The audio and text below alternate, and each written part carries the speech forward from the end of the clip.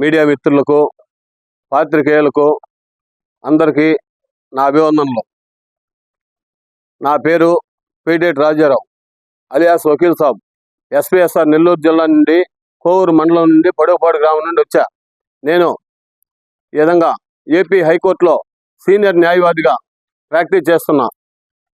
ఈరోజు జరుగుతున్నటువంటి ఐబొమ్మ ఇమిడి రవిని త్వరలో నిర్దోషిగా చట్టపరంగా కోర్టు రిలీజింగ్ ఆర్డర్తో జైలు నుండి విడుదల చేస్తానని చెప్పి ఈ కేసును ఛాలెంజ్గా తీసుకుంటున్నా.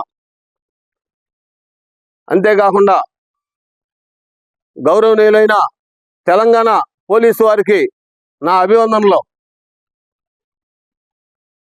గౌరవనీయులైన తెలంగాణ పోలీసు వారు ఐబొమ్మ ఇమిడి రవిని చట్టపరంగా అరెస్ట్ చేసి గౌరవనీయులైన కోర్టు న్యాయస్థానంలో న్యాయమూర్తి ఎదుట నిలబెట్టి ఈ విధంగా జ్యుడిషియల్ రిమాండ్ కస్టడీకి కోర్టు వారు పంపించడం జరిగింది.